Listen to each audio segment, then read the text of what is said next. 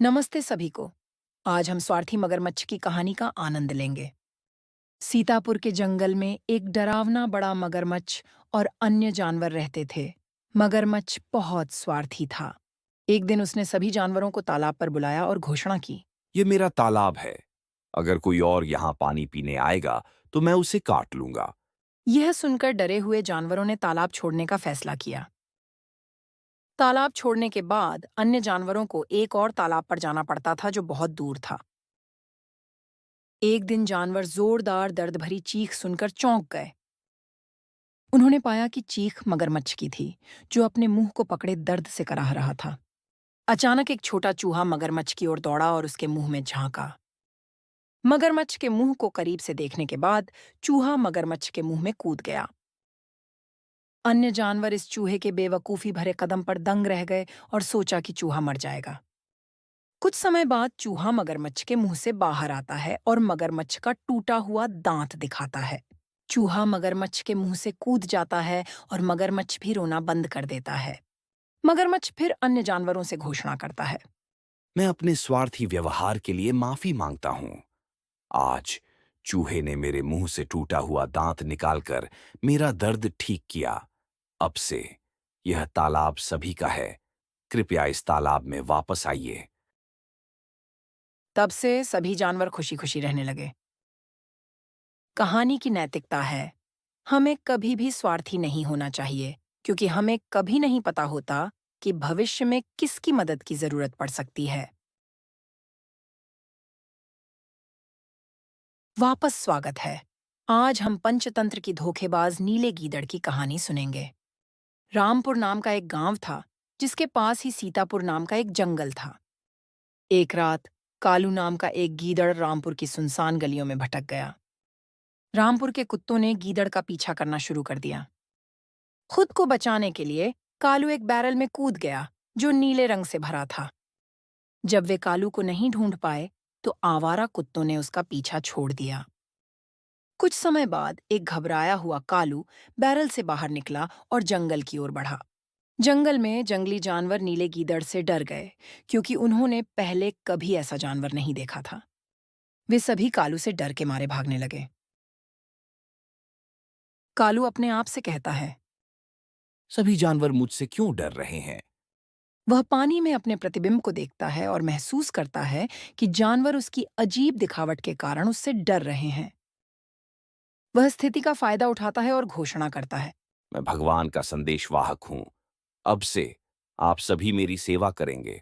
डर के मारे जानवर कालू की सेवा करने लगे। कुछ महीनों बाद एक पूर्णिमा की रात सभी गीदड़ चांद की ओर देखकर चिल्लाने लगे।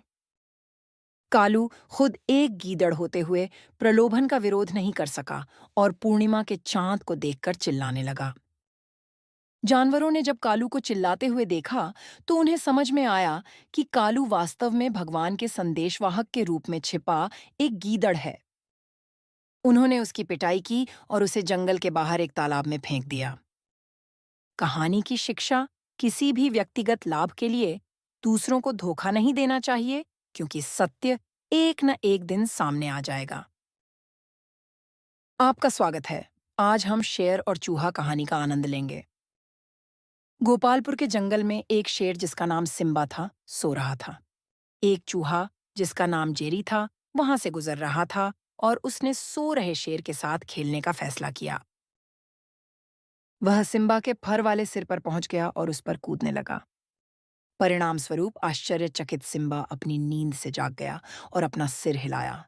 फिर उसने नीचे गिरे हुए जेरी को गुस्से से पकड़ लिया और जोर से दहाड़ते हुए बोला। तुमने मेरी नींद नष्ट कर दी है, इसलिए मैं तुम्हें निगल जाऊंगा।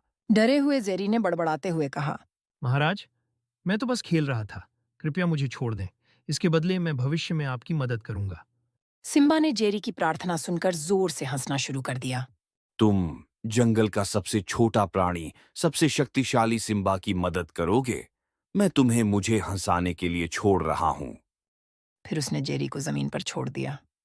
कुछ दिनों बाद सिम्बा बुरी तरह से शिकारी के जाल में फंस गया और मदद के लिए जोर जोर से दहाड़ने लगा।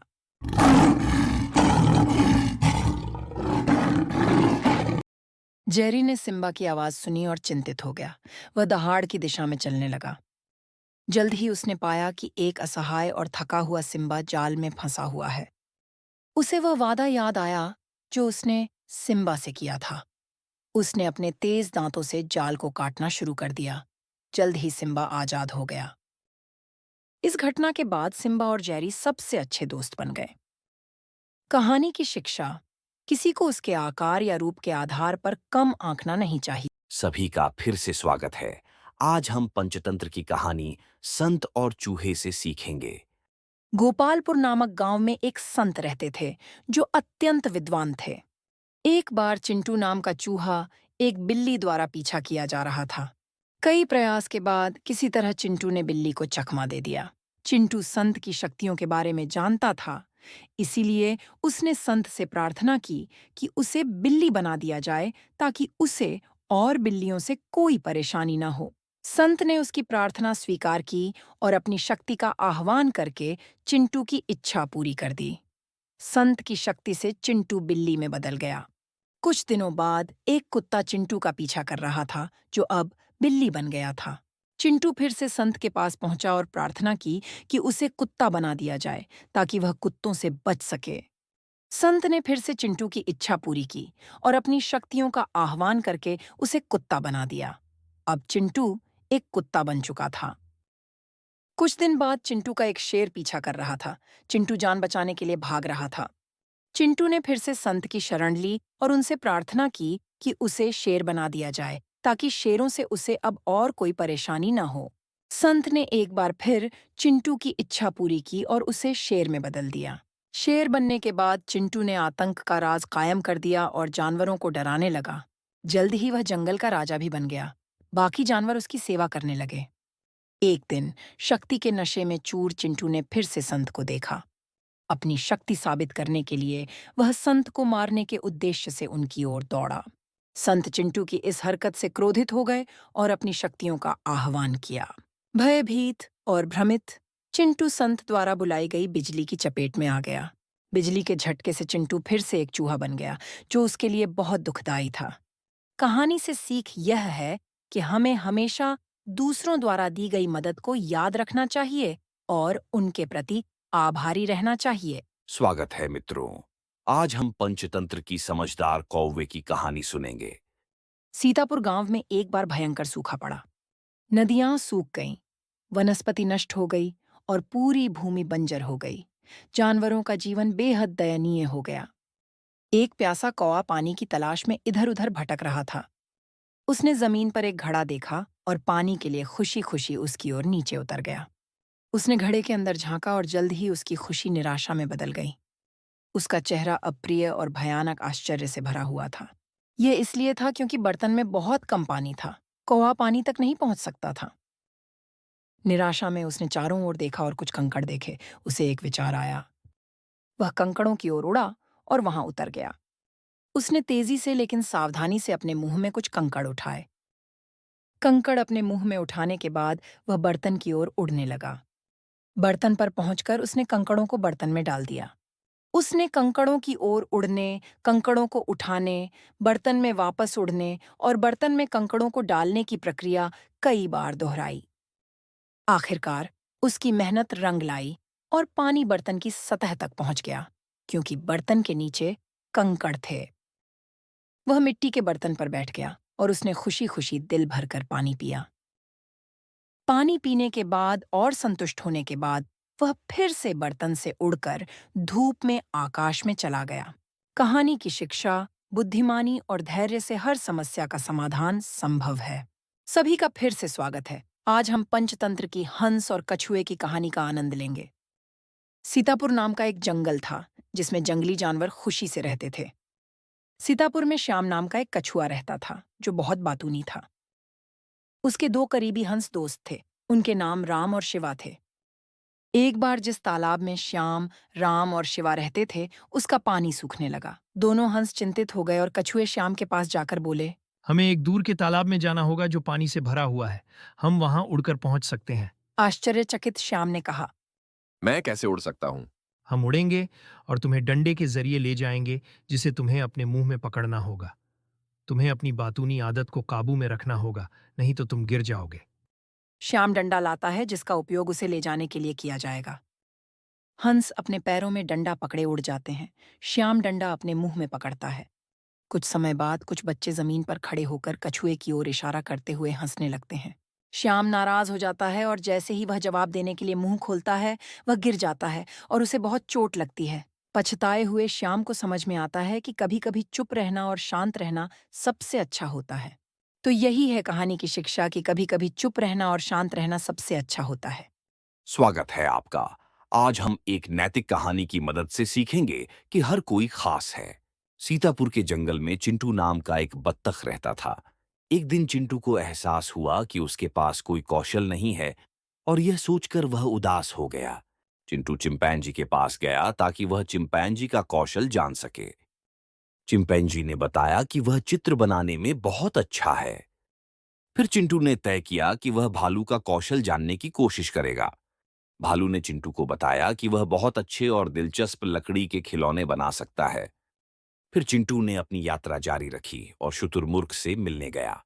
शुतुरमुर्ग ने चिंटू से यह राज साझा किया कि वह बहुत तेजी से दौड़ सकता है। शुतुरमुर्ग ने अपनी तेजी का प्रदर्शन करते हुए चिंटू को तेज रफ्तार सवारी दी। चिंटू ने चिंतनशील मुद्रा में मधुमक्खी के बारे में पता लगाने का फैसला किया। मधुमक्खी ने चिंटू को बताया कि वह फूलों से रस निकालने में बहुत अच्छी है। चिंतित चिंटू ने चूहे की कुशलता जानने के लिए उससे मिलने का फैसला किया। चूहे ने चिंटू से कहा कि वह दूसरे जानवरों को हंसा सकता है और उनकी बोरियत दूर कर सकता है। चिंटू को यकीन हो गया कि उसके पास कोई हुनर नहीं है और वह निराश हो गया। चिंटू के दोस्तों ने फिर यह बताया कि चिंटू की यह खासियत थी कि वह चुपचाप सुनता था, जिससे अन्य जानवर उसे अपनी परेशानियां बताने में सहज महसूस करते थे और इससे जानवर तनाव मुक्त हो जाते थे। चिंटू यह समझने के बाद बहुत खुश हुआ कि हर किसी के अंदर, यहाँ तक कि उसके अंदर भी एक खास गुण है और हमें बस उसे खोजने की जरूरत है। तो सीख ये है कि हर प्राणी के अंदर कोई ना कोई खास गुण होता है। हमें अपने गुणों को पहचान कर उन्हें निखारना चाहिए और यह समझना चाहिए कि हम सभी अपने आप में अनोखे और खास हैं। स्वागत है दोस्तों। आज हम सुनेंगे चालाक बगुले और बुद्धिमान केकड़े की कहानी। बहुत समय पहले मछलियों का एक झुंड और एक केकड़ा एक तालाब में खुशी-खुशी रहते थे। तालाब के पास चालू नाम का एक चालाक और बूढ़ा बगुला रहता था। वह बूढ़ा होने के कारण मछलियां पकड़ने में असमर्थ था और इस वजह से वह दुखी रहता था। चालू ने मछलियों और केकड़े को मारकर खाने के लिए एक दुष्ट योजना बनाई।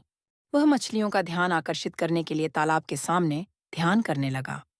जब मछलियों ने पूछा, तो चालू ने उन्हें बताया कि उसे अभी-अभी भगवान का संदेश मिला है कि वह तालाब जिसमें मछलियां रहती हैं, जल्द ही सूख जाएगा।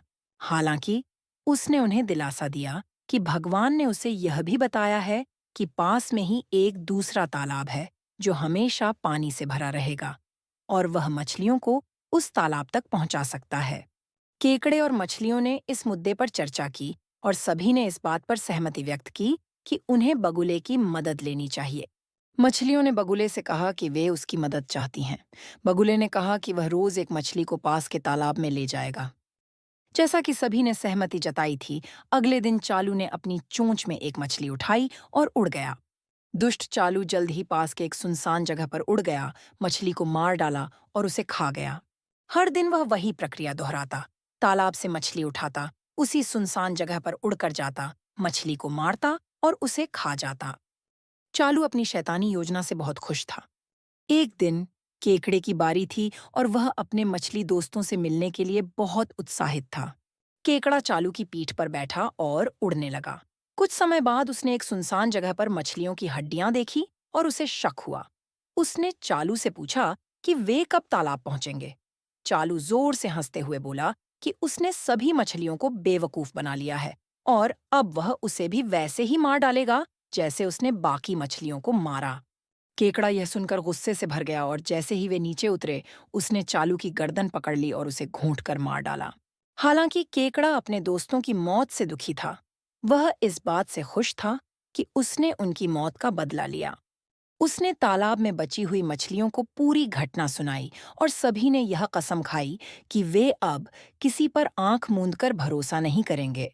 कहानी का नैतिक अर्थ यह है कि कभी भी किसी पर आंख मूंदकर भरोसा नहीं करना चाहिए। दोस्तों, आपका फिर से स्वागत है। आज हम पंचतंत्र की कहानी संत और छोटी लड़की सुनेंगे।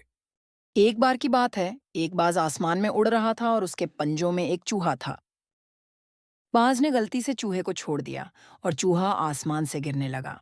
चूहा बहुत डरा हुआ था क्योंकि वह तेज गति से जमीन की ओर गिरने लगा। संयोग से चूहा एक प्रार्थना कर रहे संत के हाथों में आ गिरा। संत ने अपनी ध्यान से प्राप्त शक्तियों का उपयोग करके चूहे को एक छोटी लड़की में बदलने का निर्णय लिया, क्योंकि उनके पास अपनी कोई संतान नहीं थी। संत ने लड़की का नाम अंजू रखा और उसे अपनी पत्नी के पास घर ले आए। समय के साथ अंजू एक युवती में परिवर्तित हो गई और संत ने उसका विवाह कराने का निर्णय लिया। संत ने प्रार्थना द्वारा भगवान सूर्य को बुलाया और अंजू से पूछा कि क्या वह उनसे विवाह करेगी। अंजू ने मना कर दिया और कहा कि भगवान सूर्य बहुत गर्म हैं। भगवान सूर्य ने सुझाव दिया कि संत भगवान वायु के पास जाएं, क्योंकि वह ठंडे स्वभाव के हैं।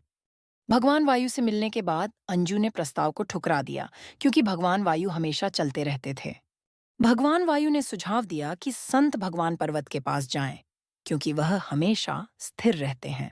संत ने प्रार्थना द्वारा भगवान पर्वत को बुलाया और अंजू से पूछा कि क्या वह उनसे विवाह करेगी।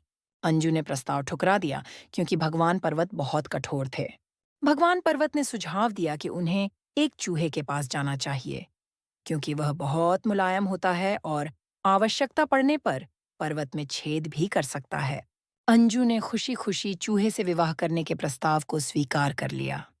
अपनी शक्तियों का आह्वान करके संत ने अंजू को एक चूहिया में बदल दिया। इसके बाद अंजू और चूहे का खुशी खुशी विवाह हो गया। कहानी से सीख यह है कि किसी भी प्राणी के जन्मजात स्वभाव को बदलना बहुत कठिन है।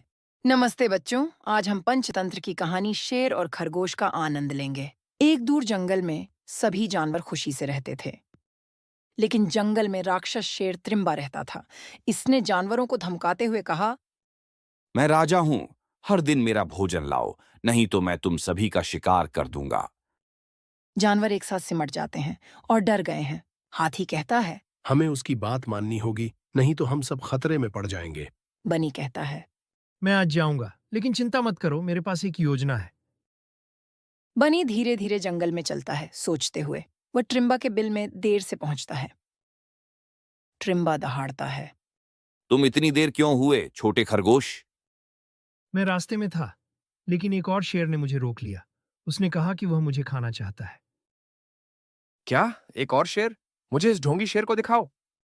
बनी ट्रिम्बा को जंगल के बीच एक गहरे कुएं तक ले जाता है। वह वहीं छिपा हुआ है महाराज। मैं उसके पास जाने से बहुत डरा हुआ हूं। त्रिम्बा गुस्से से भरा हुआ कुएं में झांकता है। वह पानी में अपने ही प्रतिबिंब को देखता है, लेकिन सोचता है कि यह एक और शेर है और दहाड़ता है। बाहर आओ और मुझसे लड़ो, कायर! क्रोधित होकर त्रिम्बा कुएं में कूदकर हमला करता है। पानी छिटकता है और त्रिम्बा संघर्ष करता है, लेकिन अंततः डूब जाता है। बनी कहता है, अलविदा मूर्ख त्रिम्बा। बनी जंगल में लौटता है और पूरी कहानी साझा करता है। सभी जानवर उत्साहित होते हैं और बनी को उठा लेते हैं। कहानी की शिक्षा बुद्धि ताकत से अधिक महत्वपूर्ण होती है। यदि आपको वीडियो पसंद आया हो तो कृपया वीडियो को लाइक करें, और यदि आपने अभी तक सब्सक्राइब नहीं किया है तो कृपया सब्सक्राइब करें। अगली कहानी में मिलते हैं। स्वागत है दोस्तों। आज हम पंचतंत्र की संत और 3 चोरों की कहानी सुनेंगे। सीतापुर में एक संत रहते थे जो विद्वान थे, लेकिन उनके पास व्यावहारिक ज्ञान कम था। उन्होंने एक बार एक अमीर व्यापारी के घर में सफलतापूर्वक पूजा आयोजित की। खुश व्यापारी ने उन्हें उपहार स्वरूप एक बकरी दी। उन्होंने बकरी को अपने कंधों पर डाला और घर की ओर चलना शुरू किया। 3 चोरों ने देखा कि संत एक बकरी ले जा रहे हैं और उन्होंने बकरी को छीनने के लिए एक योजना बनाई। पहला चोर संत को रोककर उनसे बोला, आप अपने कंधों पर गधा क्यों लेकर जा रहे हैं? संत ने उत्तर दिया, यह गधा नहीं है बल्कि एक बकरी है। उलझे संत ने फिर अपने घर की ओर यात्रा शुरू कर दी। कुछ दूरी पर दूसरे चोर ने संत को रोका और पूछा, आप अपने कंधे पर कुत्ता क्यों ले जा रहे हैं? एक चिड़चिड़ाए हुए संत ने उत्तर दिया, यह कुत्ता नहीं, बल्कि बकरी है। अत्यंत भ्रमित संत फिर से घर की ओर चलने लगे। कुछ दूरी पर तीसरे चोर ने संत को रोका और पूछा, आप अपने कंधे पर घोड़ा क्यों ले जा रहे हैं? संत ने हतप्रभ होकर उत्तर दिया, ये तो बकरी है। जल्द ही भयभीत संत ने सोचा, यह जरूर कोई राक्षस है जो अपना रूप बदल रहा है। यह मुझे मार डालेगा। भय और भ्रम से ग्रस्त संत ने बकरी को छोड़ दिया और भाग गए। तीनों चोर एकजुट हुए और डरी हुई बकरी के पास जोर जोर से हंसने लगे। वे खुशी खुशी बकरी को अपने कंधों पर उठाकर नाचते हुए चल पड़े। कहानी से शिक्षा है, हमें दूसरों पर आसानी से विश्वास नहीं करना चाहिए, बल्कि हमें अपनी समझ का भी उपयोग करना चाहिए। स्वागत है। आज हम सांप और कौवे की पंचतंत्र की कहानी सुनेंगे। सीतापुर नाम के एक जंगल में सभी जानवर मिलजुल कर खुशी खुशी रहते थे। उसी जंगल में पिंटू और पिंकी नाम का कौए का जोड़ा रहता था। दोनों उत्साहित थे क्योंकि पिंकी ने हाल ही में अंडे दिए थे। लेकिन पास ही पेड़ के खोखले हिस्से में कालिया नाम का एक दुष्ट सांप रहता था। एक दिन जब कौए का जोड़ा वहां नहीं था, कालिया पेड़ पर चढ़ गया और कौए के सारे अंडे खा गया। वापस लौटने पर कौए जोड़े को यह जानकर बहुत दुख हुआ कि कालिया ने उनके अंडे खा लिए थे। उन्होंने अपनी दुख भरी कहानी अपने दोस्त चालू नामक एक लोमड़ी को सुनाई। चालू ने कौए की समस्या का हल निकालने के लिए एक योजना बनाई और उन्हें बताया कि उन्हें क्या करना चाहिए। अगले दिन सुबह रानी और उसकी दोस्त पास की नदी में स्नान करने के लिए गईं। लोमड़ी के कहे अनुसार पिंटू ने तब अपना घोंसला छोड़ा और उसी नदी की ओर उड़ गया। उसने रानी की हार चुराई और उड़कर भाग गया। रानी ने चिल्लाना शुरू कर दिया। रानी की चीखें सुनकर रानी के साथ चल रहे सैनिक गुस्से में पिंटू का पीछा करने लगे। पिंटू कालिया के आवास पर पहुंचा और हार को कालिया के घर के पास रख दिया। पिंटू का पीछा करते हुए सैनिक भी कालिया के घर पहुंच गए। सैनिकों की दौड़ने की आवाज सुनकर कालिया अपने घर से बाहर निकला। कालिया के घर के पास हार देखकर सैनिकों ने सोचा कि कालिया ने ही इसकी चोरी का आदेश दिया होगा। भ्रमित और उत्तेजित कालिया ने सैनिकों पर हमला कर दिया। बदले में सैनिकों ने भी हमला किया और कालिया को मार डाला। कालिया को मारने के बाद सैनिक रानी की हार के साथ जंगल से निकल गए। कुछ समय बाद पिंकी ने फिर अंडे दिए और कौए का जोड़ा बहुत खुश हुआ क्योंकि अब उनके अंडे खाने के लिए कोई कालिया नहीं था। तो बच्चों, इस कहानी से शिक्षा मिलती है कि बुद्धिमानी से मुश्किलों का समाधान किया जा सकता है। फिर से स्वागत है। आज हम पंचतंत्र की खरगोश और कछुआ की कहानी का आनंद लेंगे। सीतापुर नाम का एक जंगल था जिसमें जंगली जानवर खुशी से रहते थे। सीतापुर में बन्नी नाम का एक खरगोश अपनी गति के लिए प्रसिद्ध था। एक दिन बन्नी अपने दोस्तों के सामने अपनी तेजी की चर्चा कर रहा था। कोई भी मुझे रेस में नहीं हरा सकता क्योंकि मैं बहुत तेजी से दौड़ता हूँ। एक कछुआ जिसका नाम श्याम था ने कहा। किसी को भी इतना घमंडी नहीं होना चाहिए। बन्नी नाराज हो गया और कहा, अरे सच में, चलो एक दौड़ लगाते हैं, ये पता करने के लिए कि कौन सबसे तेज है। ठीक है, अगर तुम्हारे अहंकार को तोड़ने के लिए दौड़ की जरूरत है तो दौड़ ही सही। अगले दिन श्याम और बन्नी दौड़ के लिए तैयार होते हैं। आत्मविश्वास से भरा बन्नी भीड़ को लहराता है। जैसे ही दौड़ शुरू होती है, बन्नी तेजी से दौड़ पड़ता है जबकि श्याम पीछे रह जाता है। थोड़ी देर बाद जब बन्नी श्याम से काफी दूर हो जाता है, वह सोचता है, क्यों ना थोड़ा आराम कर लूं, मैं वैसे भी आराम से जीत ही जाऊंगा। वहीं श्याम धीरे धीरे और स्थिरता से चलता है। कुछ समय बाद श्याम उस जगह पर पहुंच जाता है जहां बन्नी सो रहा होता है और चुपचाप उसके पास से गुजर जाता है। कुछ समय बाद बन्नी जाग जाता है और खुशी से अपने हाथ फैलाता है। तब उसे एहसास होता है कि वह दौड़ के दौरान सो गया था और अचानक बहुत चिंतित हो जाता है और सोचता है। हे भगवान, क्या श्याम ने मुझे पीछे छोड़ दिया है? वह आगे झांकता है और पाता है कि श्याम रेस की फिनिश लाइन के पास पहुंच रहा है। बन्नी पूरी ताकत से दौड़ते हुए फिनिश लाइन की ओर बढ़ता है, लेकिन बहुत देर हो चुकी थी क्योंकि श्याम अंततः फिनिश लाइन पार कर चुका था और बन्नी हार गया। बन्नी बहुत उदास हो गया, लेकिन फिर श्याम ने कहा, घमंड किसी की भी हार का कारण बन सकता है, इसलिए खुद पर कभी ज्यादा गर्व न करें। बन्नी श्याम की बात मान लेता है और दोनों हाथ मिलाते हैं और दोस्त बन जाते हैं। हमें कहानी से 2 शिक्षाएं मिलती हैं। 1, घमंड किसी की भी हार का कारण बन सकता है और 2, धीरे और स्थिरता से चलने वाला ही दौड़ जीतता है। नमस्ते बच्चों, आज हम सुनने जा रहे हैं एक पंचतंत्र की कहानी। यह कहानी है एक बुद्धिमान बंदर और एक मूर्ख मगरमच्छ की। तो चलिए कहानी शुरू करते हैं। एक घने जंगल में एक बंदर रहता था। हर दिन वह बंदर स्वादिष्ट आम खाता था। वाह, ये आम कितने स्वादिष्ट हैं। एक दिन एक भूखा मगरमच्छ वहां से गुजर रहा था। उसने देखा कि बंदर आम का आनंद ले रहा है और वह भी कुछ खाने की इच्छा करने लगा। ओह, ये आम कितने अच्छे लग रहे हैं। काश मुझे भी कुछ स्वादिष्ट खाने को मिल जाए। बंदर ने मगरमच्छ को देखकर दया की और उसने अपने आम बांटने का फैसला किया। नमस्ते मगरमच्छ जी, आप भूखे लग रहे हैं। लीजिए, ये आम खाइए। वाह, धन्यवाद बंदर जी। ये आम तो बहुत ही स्वादिष्ट हैं। मगरमच्छ अपने घर वापस तैर गया और उसने अपनी पत्नी को दयालु बंदर और स्वादिष्ट आमों के बारे में सब कुछ बताया। बंदर और आम की बात सुनकर मगरमच्छ की पत्नी लालची हो गई और बोली, मुझे उसका दिल चाहिए। क्या आप कृपया मेरे लिए यह कर सकते हैं? मैं उसे मार नहीं सकता क्योंकि वह मेरा दोस्त है। तुम्हें उसका दिल मुझे दिलाना होगा, वरना मैं तुमसे बात नहीं करूंगी।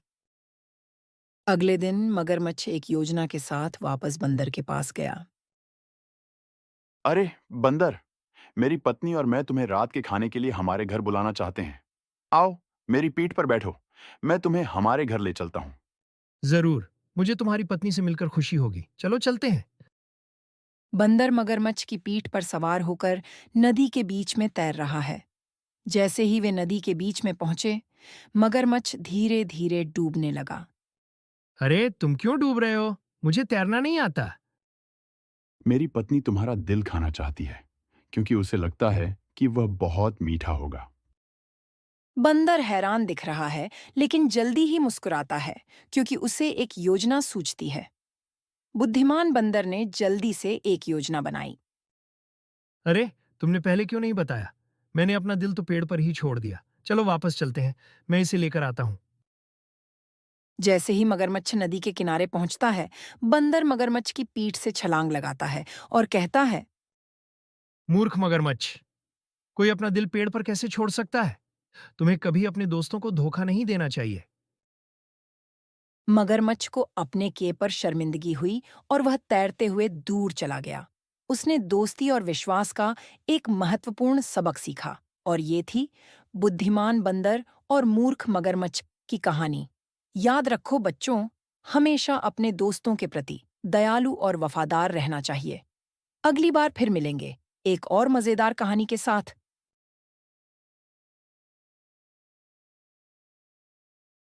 नमस्ते सभी को। आज हम दुर्गा पूजा की उत्पत्ति के बारे में जानेंगे। बहुत समय पहले महिषासुर नामक एक राक्षस रहता था। उसने भगवान ब्रह्मा को प्रसन्न करने के लिए कठोर तप किया। भगवान ब्रह्मा महिषासुर से प्रसन्न होकर प्रकट हुए। उन्होंने उसे यह वरदान दिया कि न तो कोई पुरुष और न ही कोई देवता उसे मार सकता है। इस वरदान के मद में महिषासुर ने आतंक का राज शुरू कर दिया। पहले उसने पृथ्वी के शासकों को पराजित किया। इसके बाद उसने आकाश के शासक भगवान इंद्र को भी पराजित किया। इंद्र महिषासुर के आतंक से छुटकारा पाने के लिए त्रिदेव यानी ब्रह्मा, विष्णु और महेश के पास पहुंचे। त्रिदेव ने अपनी एकीकृत शक्ति से देवी दुर्गा नामक अभूतपूर्व शक्ति को जन्म दिया। देवी दुर्गा कई हथियार धारण करती थीं और एक भयंकर शेर पर सवार थीं।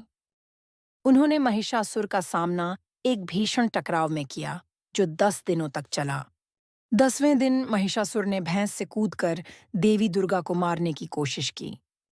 तब देवी दुर्गा ने अपनी भयानक त्रिशूल को छोड़ दिया। आग उगलता त्रिशूल महिषासुर की ओर रॉकेट की तरह तेजी से बढ़ा। त्रिशूल महिषासुर की गर्दन में लगा, जिससे उसकी मृत्यु हो गई और वह नीचे गिरने लगा। देवी दुर्गा के शेर ने बाद में महिषासुर के भैंसे को मार डाला। युद्ध के बाद देवताओं और देवियों ने देवी दुर्गा की पूजा की। महिषासुर पर देवी दुर्गा की इस जीत की याद में, जो अधर्म पर धर्म की जीत का प्रतीक है, हम दुर्गा पूजा मनाते हैं। अगर आपको यह वीडियो पसंद आया हो तो कृपया लाइक करें, शेयर करें और चैनल को सब्सक्राइब करें।